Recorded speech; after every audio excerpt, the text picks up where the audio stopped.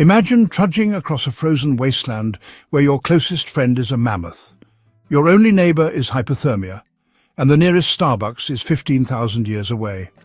Welcome to Beringia, nature's least popular Airbnb and somehow the birthplace of the first Americans. Yes, before it was all bald eagles, burgers and sports mascots running amok, the Americas were settled by people who genuinely deserved a medal just for not dying. Let's begin with the obvious question. Where did they come from? Well, it wasn't Ohio, spoiler alert. They came from Siberia because of course they did. Nothing says dream holiday like frostbite and saber-toothed tigers. The theory is supported by a rather delightful field of science called dental morphology. Yes, archaeologists have been rummaging through ancient mouths for clues. Quite literally, history has been told by teeth. A chap named Christy Turner looked at the teeth of over 4,000 Native Americans and noticed a peculiar pattern he called zynodonty. This includes delightful traits like shovel-shaped incisors and triple-rooted molars, perfect for chewing raw bison or, presumably, biting through your own despair. This dental signature only exists in Northern Asia and the Americas, which is science's way of saying, yes, Karen, they walked. They really walked. Next up, genetics. Because nothing says, I have a PhD, like staring into mitochondria and pretending you understand it.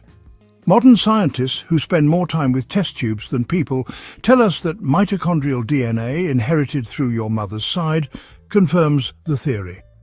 All Native Americans descend from a single group in eastern Siberia. These were tiny bands of humans scattered like lost IKEA screws across the tundra.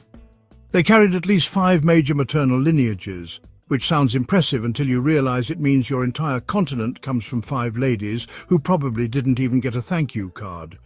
Now let's dive into linguistics, or as I like to call it, how to lose friends and start academic fistfights. Joseph Greenberg, a man who looked at 140 Native American languages and said, "Yup, 3 families ought to do it," proposed the Amerindian, Nardane, and Aleut Eskimo language groups.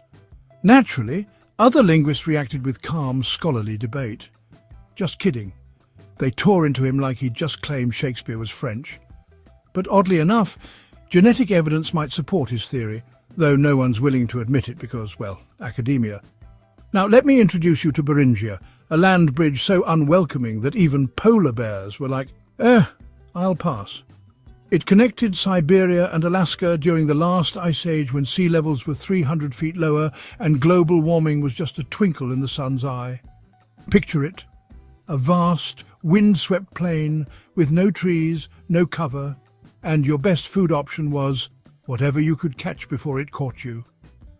But here's the twist, Beringia wasn't all bad. Thanks to warm Pacific currents, some areas had alder, birch and even spruce trees, making it a veritable tropical paradise compared to, say, Winnipeg in February. Here's where things get weird. Scientists now believe that people didn't just cross Beringia, they stayed there for thousands of years. Welcome to the Beringian standstill hypothesis, where migrating humans said, you know what? We like it cold, dark and uninhabitable. They may have been stuck there due to glaciers blocking the path south, or maybe they just really loved mammoth meat. Estimates say about 8,000 to 10,000 people lived there during the Ice Age. I can only assume half of them spent their evenings arguing about who forgot to gather firewood. Again. As the planet slowly defrosted around 15,000 years ago, these tenacious frost walkers developed 2 clever technologies. First, microblades. Tiny, razor-sharp inserts used in hunting weapons, perfect for taking down caribou, or your hunting buddy who won't stop humming. They first appeared in northern China 30,000 years ago and spread across Asia and into Alaska.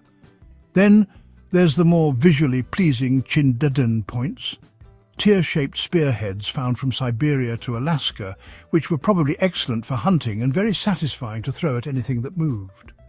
The earliest known Americans show up in Alaska's Tanana Valley at places with charming names like Broken Mammoth, Swan Point and Upward Sun River. These weren't cities, they were temporary encampments. Think of them as Ice Age Airbnb stops minus the Wi-Fi and with significantly more risk of being eaten. By 14,500 years ago, humans had moved into the Americas, not as a conquering horde, but as small, stubborn bands armed with clever tools, stone points, and the uncanny ability to not freeze to death. So, what did we learn today? We learned that the first Americans were not lost Atlanteans, not ancient Egyptians on a gap year, and definitely not time-traveling Freemasons. No, turns out they were Siberian survivalists with really weird teeth, superhuman patience, and a knack for not freezing to death. We learned that Beringia, once a massive, chilly, treeless no-man's land, was less of a superhighway and more of a glacial waiting room, where people hung around for millennia, sharpening microblades and presumably inventing passive-aggressive grunts. We also learned that humans can survive anything, as long as they've got sharp tools, sturdy molars, and absolutely no idea what they're getting themselves into. So next time you complain about your Uber taking 5 extra minutes, remember your ancestors spent 10,000 years in a frozen wasteland and didn't even get a participation trophy. That's history, dear viewer, bloody, cold, and wonderfully absurd. Follow for more history drenched in sarcasm and dread.